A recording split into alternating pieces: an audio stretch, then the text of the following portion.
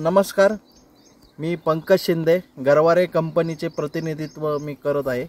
आपले प्रगतशील शेतकरी ॲडव्होकेट गोपाल बनकर साहेबांचा एक फार्म हाऊस आहे। या फार्म हाऊसमध्ये ड्रॅगन फ्रूटची लागवड केलेली आहे। या ठिकाणी आपले इथे त्यांचे मॅनेजर विशाल आसने साहेब आज आपल्याशी चर्चा करणार आहे आणि ड्रॅगन फ्रूट बद्दल ते सांगणार आहेत। तर नमस्कार साहेब। नमस्कार मित्रांनो, हा ॲडव्होकेट गोपाल बनकर सुराळा यांचा फार्म आहे। त्यावरती मी विशाल आसने मॅनेजर आहे।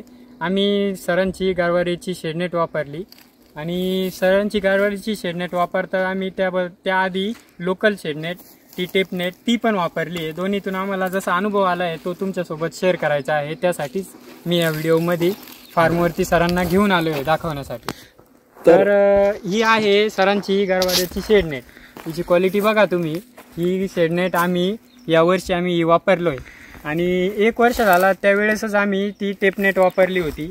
त्या टेपनेटमधून असं कळलंय की थोडासाही वादळ वारा ती टेपनेट सहन नाही करू शकत। आणि हा ड्रॅगन फ्रूट जो आहे याला शेडनेटची उन्हाळ्यात खूप गरज पडते, अति गरज पडते।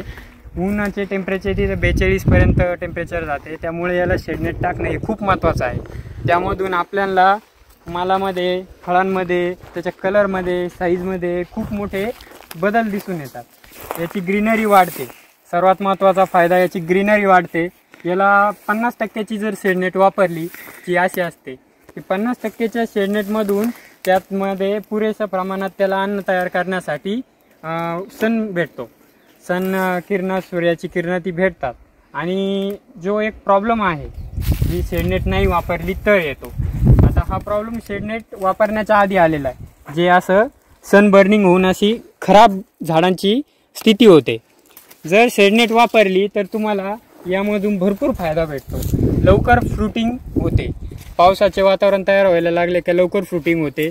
फळांची संख्या, फुलांची संख्या वाढते आणि जी कोंबांची साईज आहे जी आपल्याला पाहिजे मोठी भरपूर जाड, ती शेडनेटच्या वापरामुळे हिरवगर्द कलरची साईज आपल्याला, मॅच्युअर साईज आपल्याला या शेडनेटमुळे फायदा होतो। सर्वात मोठा फायदा याचा।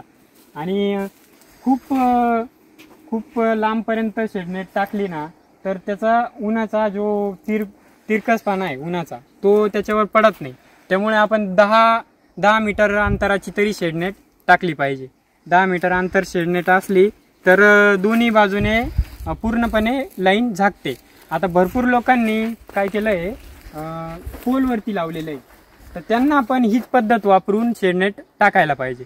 कारण ही पद्धत त्यांनी वरती त्या लांब अंतरावर 60 फूट अंतरावर जर कैची लावले, त्याला 4 तार लावल्या तर 10 फूट अंतराची नेट ते योग्य प्रमाणात त्यांना भरपूर फ्रूट येण्यासाठी मदत करू शकते। आणि शेडनेटचे अजून फायदे आहे। शेडनेटमुळे आहे ना झाडांची कलर तर चेंज होतोच, पण उन्हामुळे आहे ना जी सुरुवातीला येणारी फुलं आहे, जी सुरुवातीला येत्या अशी फुलं येतात, हे बघा अशी फुलं येत्या, ही फुलं उन्हाच्या टेम्परेचर सहन नाही करू शकत। कोवळ्यापणातच ती लाल होऊन खाली पडतात। मग सुरुवातीला जो आपल्याला भेटणार असतो, जो एकरी 1 पिकअप वगैरे जो माल भेटणार असतो, तो माल पूर्णपणे वाया जातो।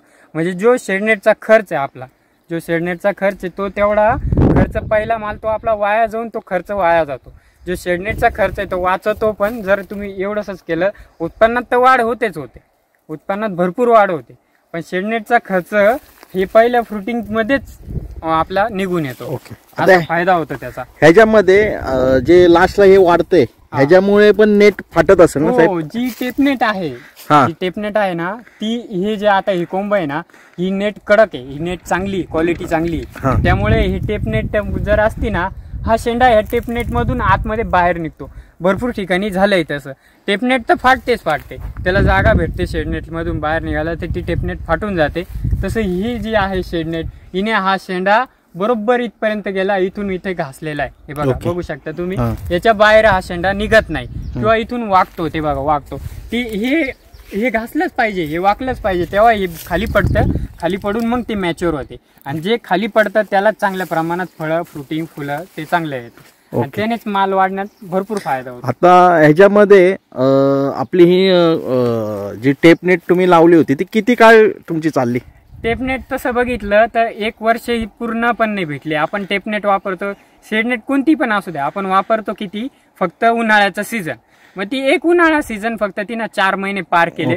4 महिन्यात तिची क्वालिटी लगेच ते वादळ आलं, वारा आलं, ती झेलू शकली नाही. ही शेडनेट तुम्ही बघा, आता उन्हाळ्याचा एंडिंग होत आलेला आहे. उन्हाळ्याचं एंडिंग, पावसाळ्याची सुरुवात होत आली, तरी ही शेडनेट तुम्हाला कुठंच फाटलेली, कुठंच लूज झालेली काहीच दिसणार नाही. एकदम जशी आहे तशा क्वालिटी मध्येच आहे आणि इथून पुढे अजून 5 वर्षही ती टिकू शकते अशाच क्वालिटीमध्ये.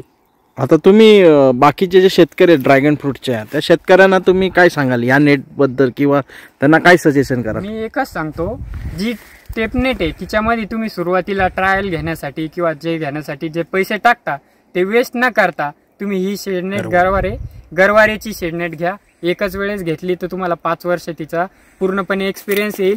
हिच्यामध्ये पैसे घालणं म्हणजे तुम्हाला त्या काही लॉस नाहीये. काही लोकांना असं वाटतं हिची थोडी कॉस्ट जास्त असं वाटते टेपनेटची कॉस्ट, कारण तिची क्वालिटी पण लो आहे. ती 1 वर्षच तुम्हाला सोबत असू शकते, ही 4 ते 5 वर्ष तुम्हाला आरामात. त्याच्यामुळे तुम्ही घेताना गरवारीची शेडनेट घ्या, लोकल टेपनेट कोणतीही घेऊ नका. तिचा आम्ही अनुभव घेतला आहे, त्यामुळे तुम्हाला सांगतो का ती टेपनेट वापरून काही फायदाच नाही.